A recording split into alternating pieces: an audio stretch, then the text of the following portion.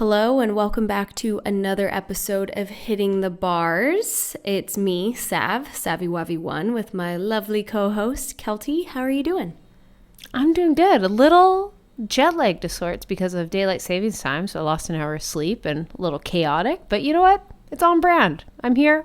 I'm thriving. Surviving. That's all I can say. In Puerto Rico, we don't change, period. So jealous. You guys, we will be 4 hours ahead of Pacific time, but now we're back on Eastern time, which I kind of like 4 hours because my whole day, I get my whole day done before 1, and it's technically the morning for Pacific time. So yeah, I'm kind of sad to lose the hour.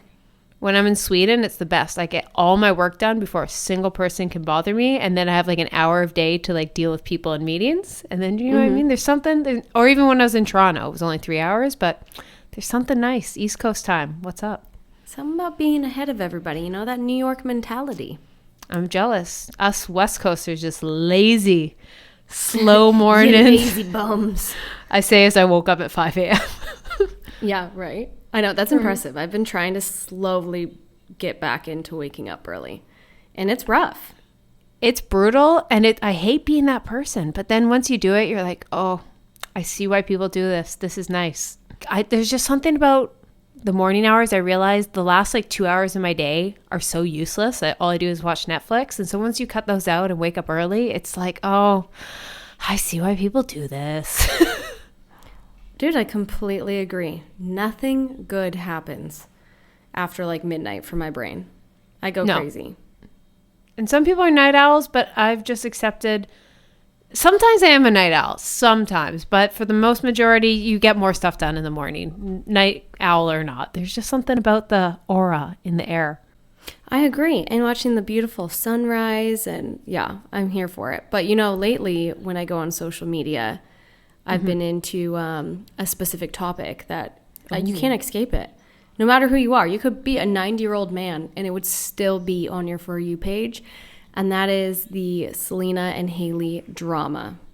Da, da, da, da. This drama is everywhere. Do you want to dive into it, what it is? I would love to dive into it. I am honestly... I don't know how it draws you in, and honestly, it's really, really unfortunate, I think, for Hailey Bieber, because that cannot be good for your mental health. No. Neither of their mental health, but I do find it extremely weird they're not acknowledging it. It will not go away. You need to acknowledge it, because people are so crazy these day and ages, Oh, fully. Yeah, so I don't know. I mean... Naturally, I am Team Selena, but that's because I love Selena Gomez and I love Taylor Swift, and I just don't know Hailey Bieber that well. Who are you? What is your take on it? See, here's my confusion with this whole thing, and this is someone who's not a Selena/Hailey stan or anything. All I know is Hailey, I do love a lot of her fashion, so I do follow it a lot like that, and I was never... Selena is the most beautiful person, and Rare Beauty is phenomenal, so I'm kind of not overly biased towards either. But here's my one thing is I feel, and I could be completely wrong, the biggest accusation is always that Hailey's copying Selena and that kind of thing, and I think we all copy each other. They're the same age millennial girls. We all copy each other. All went through the tattoo behind the ear. I have 6 friends that have that, and so they're always just oh, she said that and she did that. I was it would be weirder if they didn't have anything alike, because it was they're almost trying, you know what I mean? That's just the reality of growing up. And they oddly grew up in the same generation with the same kind of group of friends in the same place, the same amount of wealth, so they're obviously going to be similar. And so I think there's just, first of all, just a lot of coincidences that people, you could do that with me and Selena, I'm sure, and find a bunch of stuff. So sometimes I'm I feel so bad for Hailey in the sense that, you know what I mean? You can't do anything without being reminded of your husband's ex. That's got to do that. But then there is always that chance, maybe she is the mean girl, and poor Selena, what she's gone through. And I just think it's just let the girls live. And why aren't we talking about Justin? Why is it always these two girls pinned together and he just gets away scot-free? And you know what I mean? I just hate that it's they seem I love them both. I'm neither side. I was why is it that we're attacking these two girls? How much would you if everyone... You're just constantly brought up about your ex's new partner or vice versa. I'm guys, you need a hobby. The internet needs a hobby. What about you? I completely agree. And it's like, I've seen so many TikToks. It's like, you know how you see a documentary and it makes you believe one thing because it's like, it's going to persuade you no matter what. That's the entire point of a documentary. Oh, TikTok for sure. is solely Selena Gomez. Like, I don't ever see a Hailey Bieber one. So that's where I'm like, that's a little, like, it just sucks nobody's in her corner. And I'm sure there's, of course, fans that are, but it's very limited. Like, the mass population is, like, ganging up on her, and that's just got to be rough. But I do think that, like, some of it was not coincidental. There's just no way. Like, I don't know if you're aware of this, like, eyebrow thing, but, like, Selena posted the eyebrows. I just don't think it. I just think, like, that is mean girl energy for sure. But at the same time, we've all dealt with fucking mean girls. I mean, I was in a sorority. Literally, there's a million mean girls in a sorority. And it's just like, would I still, like, send people after them or tear it up? Like, no. Because they're still a human at the end of the day. And you're right. Like, things are the past. And I don't know. I really hope somebody speaks up at one point because I'm so curious now. It's just like, it's getting louder and louder. And I think they thought it was going to go away. Yeah. But, like, people are standing their ground on this. And, like, we want answers. I know. It's just one of those things, like, I'm in my mind, and sometimes I'm guilty of this, is like, I can't imagine anyone being that mean and petty towards their ex. Like, you got him, you got married, you know what I mean? So sometimes I want to defend him because I'm like, I can't imagine anyone's that petty. But then there is petty people I have to remind in the world. So she could be just this, like, she won Justin and she just wants to prove it in everyone's face. And you know what I mean? So there is that. But also I'm like, how often do people in the beauty industry talk about their eyebrows? I'm like, isn't that... You know what I mean? There is coincidences in the world. And when you're getting compared to someone every single day, like, that's kind of where I'm like, I feel the Jelena stans are waiting every moment, every day for one you know what I mean? So sometimes I'm like, is that what's happening? And every time there's similarity, they're like, ha, I found it. You know what I mean? Or on the flip side, maybe she is the mean girl. I wish I had an answer because I just think it's such a waste of energy. The thing is, though, I will say the timeline of them all being together is quite obvious. You're totally right, Justin back and forth has nothing to do with the ladies. But, like, I do think, I don't know, I have had some friends that have had some dodgy relationships, and, like, they are still petty to this day, years later. And, like, that's where, you know, celebrity or not, you're probably a human and you're gonna feel these feelings and act impulsive and, like, paint this picture of the other person being a villain, even if maybe that's not what they are, because of what happened to you. So I'm like, that's the one thing that I have had some friends that are savage when it comes to their exes, and if they were cheating or whatever it may be, that I'm like, it wouldn't shock me. It would not shock me if these girls are still, like, kind of bitter. I agree. And also, let's just talk about how they are both in the worst situation. That imagine if Selena Gomez was your husband's ex. And on the flip side, imagine if your boyfriend moved on with Hailey Bieber. Both would be awful for your, you know what I mean? I was like, I don't want either of those. Like, going to bed, I was like, oh my God, he's with Hailey Bieber. And now, like, oh my God, I have to compete with Selena Gomez. That was his first love. Like, that's brutal. I feel for both of them. And then be pinned together, and they're both seem beautiful and talented, and obviously, you know, I don't even want to compare the two's level of talent and whatnot, but that's got to be mental on your mental health. Yeah, no, for sure. That's why I'm like, wow, I'm just fascinated. I can't wait to hear someone say something, because literally this is, like, the largest thing in a while that is just, like, taking over everything, which is so dumb. It is so dumb, but it's, like, all over everyone's TikTok. It's hilarious. You know what is funny, though? This would be funny. I feel wherever there's smoke, there's fire. I will admit that. They're like, if the internet taught us anything, like Free Britney, you know, these crazy subgroups that come out of nowhere and just, like, have all these crazy thoughts and all these conspiracies, and you're like, oh, there's no way. And then they sometimes turn out, you know what I mean? When it gets to, like, this level, they almost always turn out to be true. So it's kind of getting to that level. I was like, wait, is it true? Versus, you know, when things die. Am I explaining that right? So I'm just kind of like, maybe it is. It's that, like, bird's eye view from a documentary. It's like they're just trying to make you feel this certain way. And if you just keep seeing it, you're gonna feel bitter or angry, or like, I think a lot of people compare it maybe to their life as well. And like, everybody's dealt with mean girls. Everyone's been mocked. So I don't know. Maybe people are just like, oh, what the heck? But all in all, we are neither. But I will say, I will always be a team Selena. That rhymed. But that's also because I just love Taylor Swift and she's best friends with Taylor Swift. So in the end, by default, it will be Selena. And I love Only Murders in the Building. I haven't seen, so can't attest. Okay, conspiracy theory. They're coming out with a documentary for Netflix, and it will feature Selena, Justin, and Hailey. And you know what I mean? One day they're planning this in the future, and that would break the world. Do you imagine that documentary, like all sides in it? That would be epic. That would be the biggest movie of all time. I'm convinced that it would. Game of Thrones would be nothing in comparison to that, like, release. Nothing. There's my conspiracy. My one thing that I'll leave this at, and we can move on, is you're fighting over Justin Bieber. I don't love him. I don't really think he is the character traits that he has portrayed. I'm like, you know, and that's my own opinion, and girls can come at me. Girls can cancel me for saying that.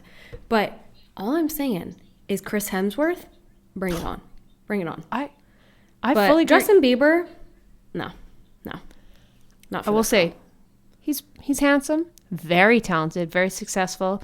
Was never in my top tier crush list. So it's kind of like, for me, versus like, I've had girl crushes on Hailey and Selena versus, I agree, the Chris Hemsworths of the world, and that's who I imagine this fight over, not Justin Bieber. Because I just imagine, like, when we were 12, but now as grown women, I was like, he doesn't give me man vibes. Do you know? Did you say man? That's mean. Yeah, like, you know what I mean? That's he gives me like, no, but he just gives me like, that was like the era we were in when we were like young girls. Do you know what I mean? Like, and obviously I'm not trying to say he's not a man. Like, I'm sure he provides very well for his family and all that. But it's just like, now, like, I can never just think of him past when I was 12. And that's, you know what, my own fault, not his. Well, you know my friend Jordan, the one that was my maid of honor. Yes. So it's a joke. Her boyfriend looks just like Justin Bieber. It's creepy. And they met like really young, and she low-key looks like Selena. And so they would always get called Justin Bieber and Selena when they were dating in high school, and they're still together to this day. And so it's a joke. Like, she also loves Justin Bieber. So she had a type for sure. And he had like the swoopy hair and everything. And so when she does get married, I'm like, you know how I had a Taylor Swift themed bachelorette?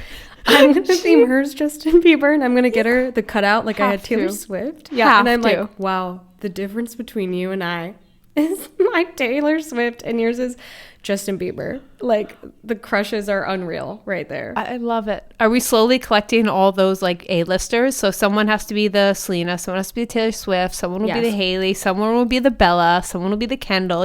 Everyone in this, every person that was at your wedding has to be one of those people, and we will complete the cycle.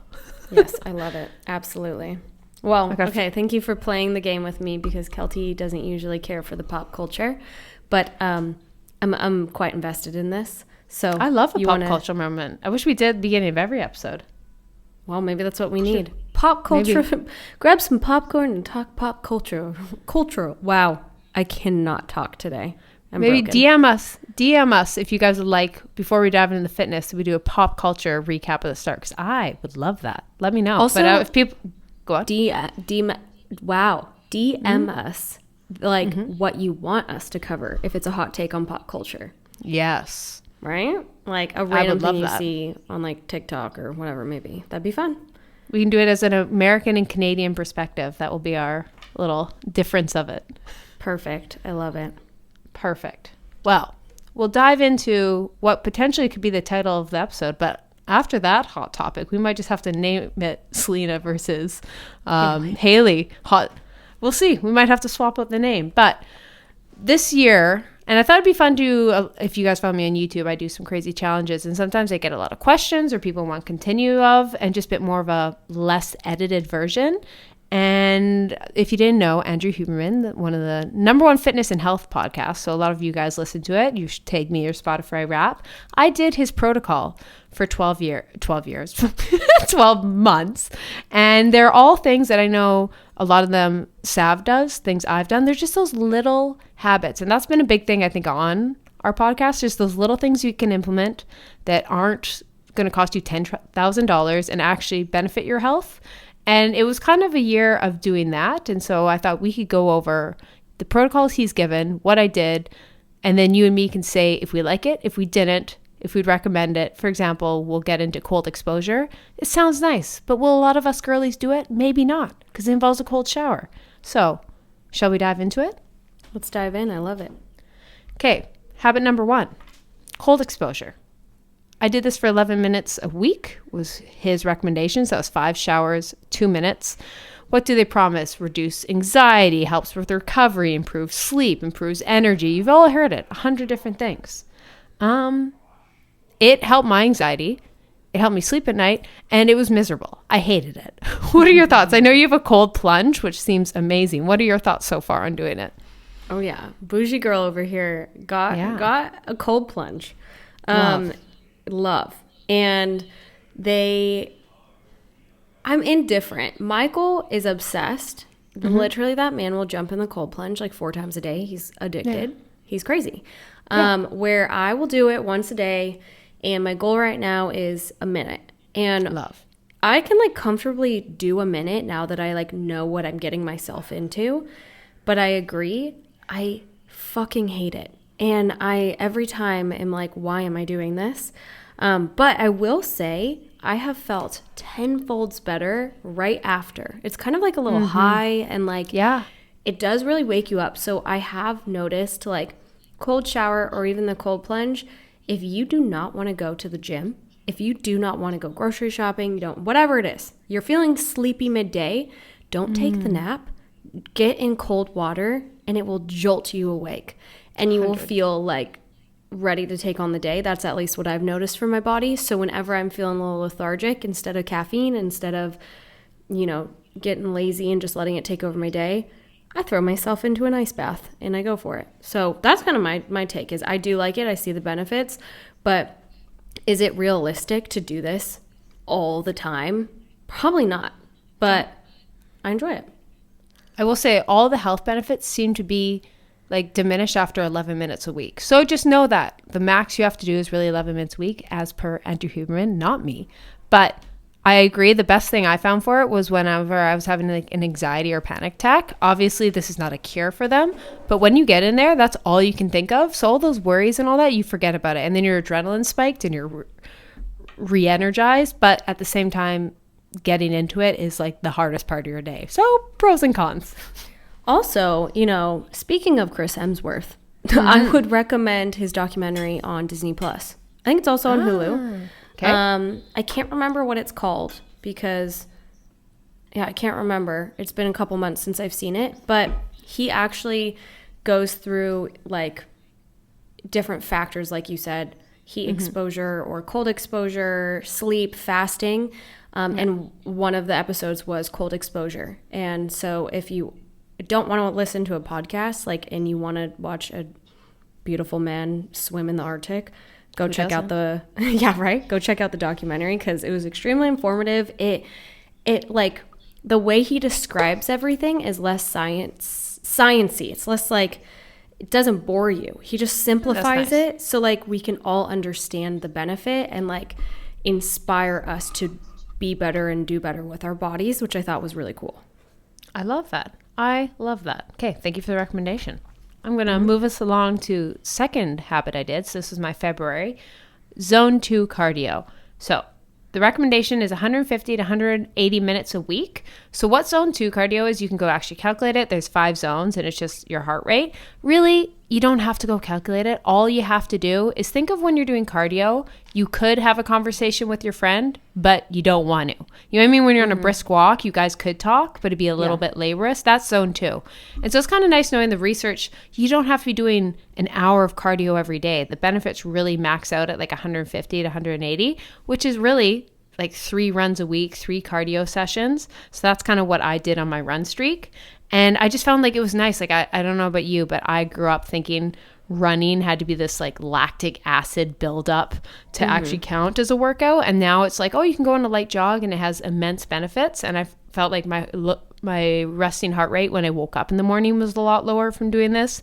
It helped increase my sprint when I was sprinting, like less lactic acid buildup.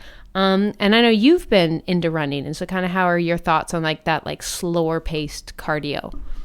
Oh, yeah. I mean, I'm a big fan. I like naturally like to train high intensity. That's just like my training style. But I've really slowed myself down, and I've been doing like sunset runs here, and I'll do them about, like you said, 3 days a week. And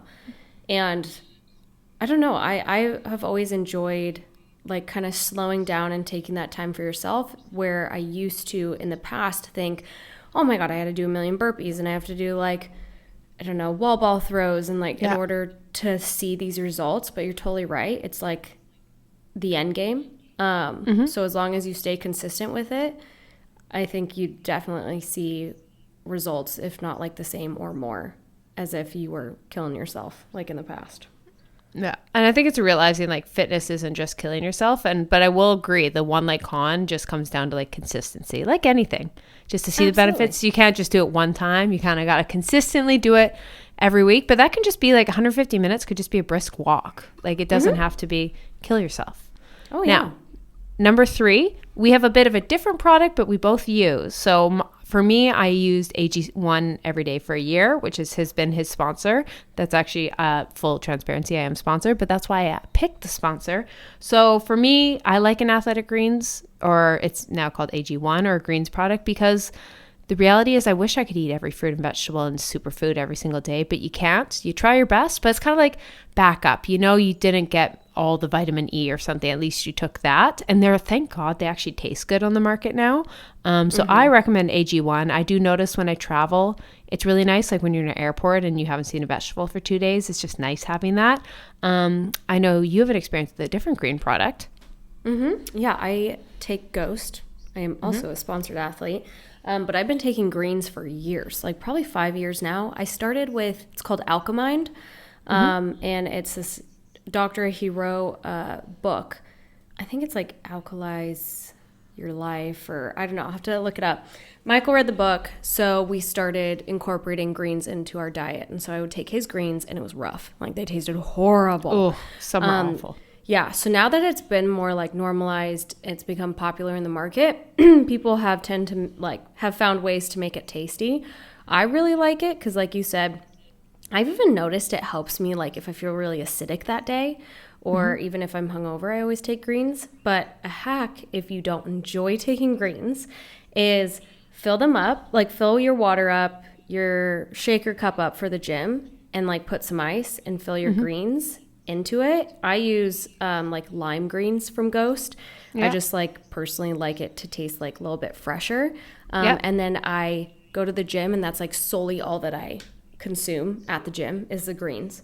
Nice. I don't know. It's just like an easy way for me to do it, because if I sit down at my desk and drink greens, I will not do it. Like I will get distracted. I will want coffee instead. And so that's just a hack for me, is I take it to the gym now and work out, and that's what I drink.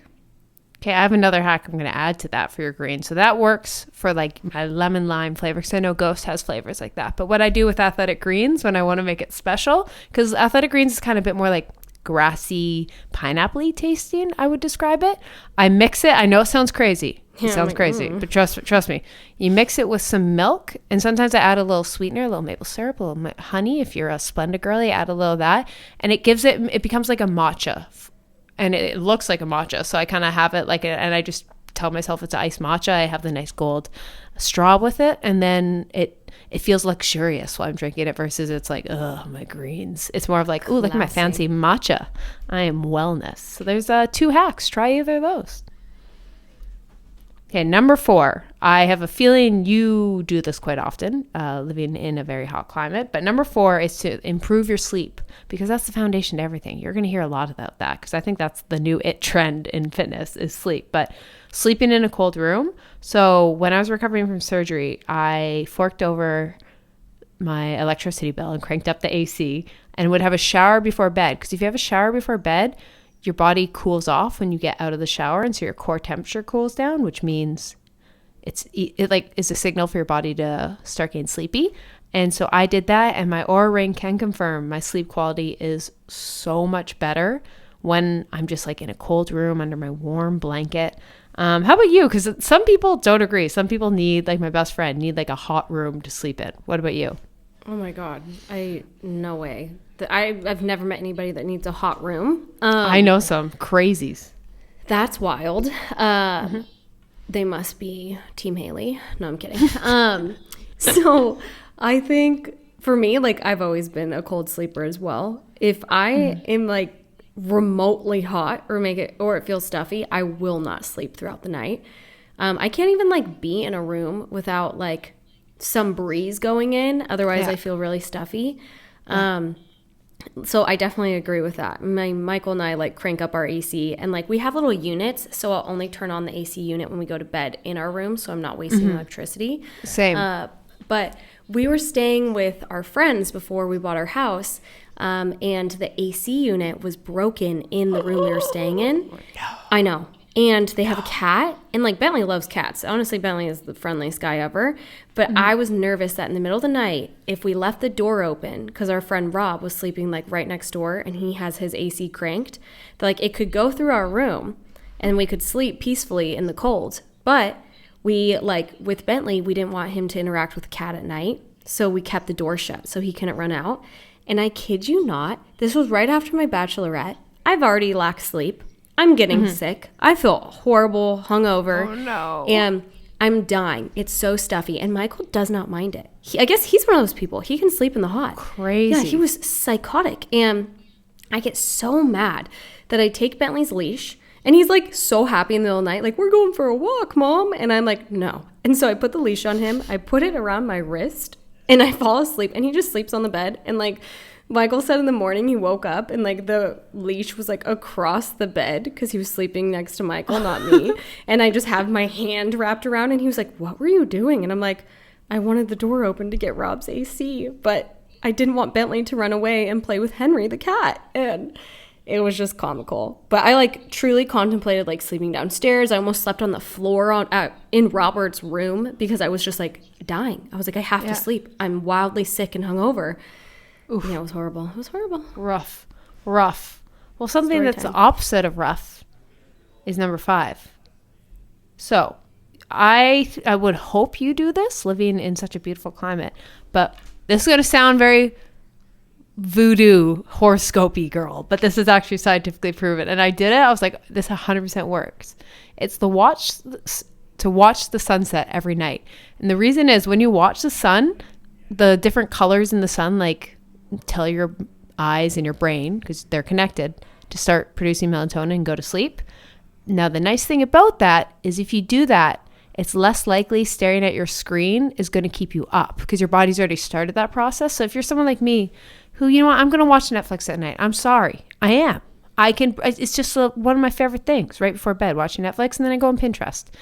It reduces the likelihood of that keeping you up. And I did that. And I can confirm, I never really got, you know that feeling of like when you're staring at your screen and you're just like wired? I never really felt that once I started doing this. Have you ever experienced anything like that? That's insane. I mean, yeah. I definitely watch the sunset often. I've never even put 2 and 2 together. Yeah. That would make sense. Honestly, I've never really had an issue with falling asleep like with my screen because I think Michael and I do a good job of like do not disturb and we won't go on it. Maybe good. Like when I brush my teeth we'll go on it, but I guess we do fall asleep to Netflix.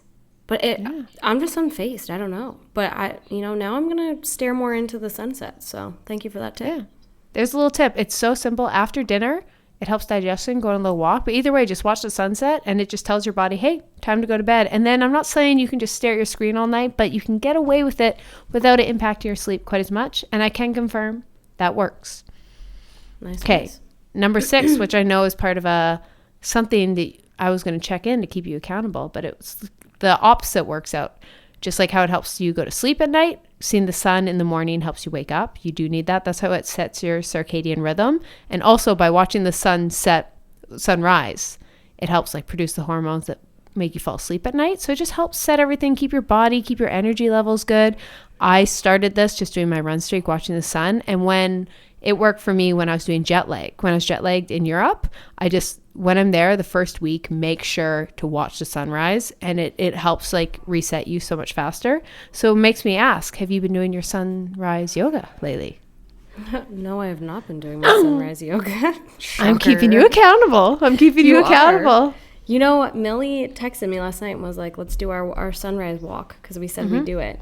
I told you before this, I'm struggling to get up in the morning, but I do want to incorporate it again. It's just something so peaceful about getting up with the sun. And yeah, it's even cooler now that you hear the benefits. Well, I'm going to check in with you in a couple weeks. Why don't you watch the sunset for the next little bit? And maybe that will help you wake up in the morning. So, I mean, ma'am, I watch the sunset every night, okay? I have a dog I'm walking, Keltie. True. It's you that probably doesn't have a sunset because it's gloomy. No. Actually, fun fact, I live on somewhere called Sunset Beach, and it's usually ranked top 3 sunsets in the world, and I wasn't taking advantage of it till this. I will send you some photos. When you come visit me in Vancouver, you'll be like, how the hell did you ever miss a sunset? And I'll be like, yep, that's true. I am not appreciated, but now I am. I love it. Yeah. So there's fun fact. If you ever want to know something about Vancouver, just look up Sunset Beach and you'll be like, oh, that's why your rent is so expensive. I'm like, yeah. I'm looking it up as we speak. Please do. It is. I can send you some from my balcony. It's a painting. I don't know how, but unfortunately, 6 months of the year it is covered by clouds. So we don't always get it, but we appreciate it when we do get it. Yeah, absolutely. So the next one I had to utilize when I went to visit you in New York, but it's breathing. And here is for my stressed out, anxiety-filled girls that just, you need something. This has been the best thing. And it's so simple. And I hate that it's this simple and it seems hippy-dippy, but it's not. It's called the natural sigh. So you've probably seen babies do that. Have you ever noticed how a baby cries like this? Like they do like a double inhale. So it's a natural response. Your body kind of like tells your body like, oh, I'm not dying. I got time to like sit and like do this. So anytime you have like a panic attack, your anxiety, you're overwhelmed, like midday when I was trying to get a flight from Toronto to get to New York and they kept getting canceled when I was trying to get to you and I was literally having a panic attack. I just like kept standing in the line and going like, so 2 inhales, exhale, and it just like resets you. Like the world goes silent. So I don't know if you have any breathing techniques you could recommend or some like quick anxiety reducing things that you've dealt with. But if not, I challenge you to do that next time you're having an anxiety attack. Yeah, I love that. I mean, have you also heard of the square breathing? The box breathing? Oh, I've heard of box. Is that like when you inhale through your stomach, not your diaphragm? Or am I thinking of something else? It's like you draw basically a box with your breathing. So like inhale, inhale, exhale, exhale. Kind of what you're talking about. Yeah. I could be butchering it as well. But I definitely like whenever I feel anxious or I feel like an anxiety attack is coming on or something, I definitely focus solely on my breathing. And like for me, it's just going slow and controlled because I feel like whenever we have this shortness, that's like, it just makes it so much worse. Oh, yeah, definitely. Okay, see? Try both and see which works. Now, number 8, you might actually have to take over because I didn't really fully do it. And it's the 90-minute caffeine delay. And it's the idea is like you don't have caffeine within the first 90 minutes. And it's supposed to, energize you even more, not have a crash. I drank way too much caffeine. Like I was usually like over 500 milligrams before noon. So I just cut that down. I removed energy drinks in the morning. And it did help me not have that like anxiety 3 p.m. crash that I always had. So for me, that was a big plus. And also I saved money. Other plus. Con, I just freaking love the taste of Monsters. But how has it been? I don't know if you're still doing it, but how was it when you were doing the caffeine delay? Or was it Michael that was doing the caffeine delay? No, it was me. I did it actually for about like 6 months, maybe a little bit more. I started in New York. I do like it. So that's something I don't reach for a cup of coffee immediately now, Nice. which I am happy I broke that habit. Because like coffee is so acidic for my stomach, so like it just all in all wasn't the kindest thing to do to my body the minute I wake up. So instead I like have a fresh glass of water. I pour it, make sure that I have it. I don't even time myself. I used to, but I just truly try to delay it as much as possible. But I don't even make it 90 minutes. I do like 30 to an hour. But I have noticed, like, I personally have stopped the crash. Michael, like, I told him about it, and he like personally does not get that midday crash. So for him, he's like, I don't notice anything. So he immediately consumes caffeine. But I have just noticed in general that I don't feel that lagginess. Last week I did, and it was probably correlated to like I pounded just so much caffeine in general that day and hit a crash hardcore. But yeah, I think it was helpful. Oh, nice. So yeah, I will say just reducing it, stop that crash. But I can wait 30 minutes while I do my skincare, and then I'm like, I just love that in the morning, and it doesn't negatively affect me. I just don't have a big caffeine. Like it's just like a single espresso, single cappuccino. I don't have like a quadruple shot like I used to. And then was like, why am I having panic attacks? Well, you had 600 milligrams of caffeine before breakfast. So yeah, and that is why. But we're running a little short on time, and Miss Savvy Wavy One's got a place to be. So I thought I would just hit out some other things I tried that have helped out. I did a sober September, which I think, I think it's good every once in a while after you've had like a few months of drinking, just do sober 30 days, just so you don't ever produce a habit. And like something about, I had a comment, keeping drinking like as a luxury, like something to look forward to. We did heat exposure. So I did 3 by 20 minutes of sauna a week. Then I did his 90-minute work blocks. And then I did the 30-second stretching, because the science kind of says all you really need to stretch is each muscle about 30 seconds. And I did that for each muscle group to like rebuild the habit of stretching after I lost it.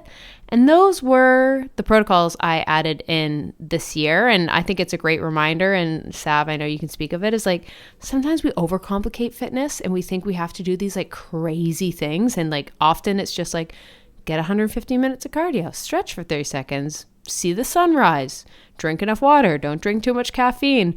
And like it's boring, but I think a lot of people just sell stuff to sell things and clickbait it. But what are your thoughts on just the simple little things that have like a big compounding effect? Yeah, no, I completely agree. I think people love to complicate things. Yes. Don't get me wrong. There's times that I do, for sure.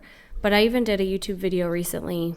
I dropped it this morning, and it was just like a realistic, productive morning routine. And I like had slept until 8 that day, went to the gym at 10, and I just was like, dude, nothing, you could just simply get up and get yourself to the gym and drink water, and like that's productive, healthy girl. Like I think you're accomplishing your goals depending on what you wanted.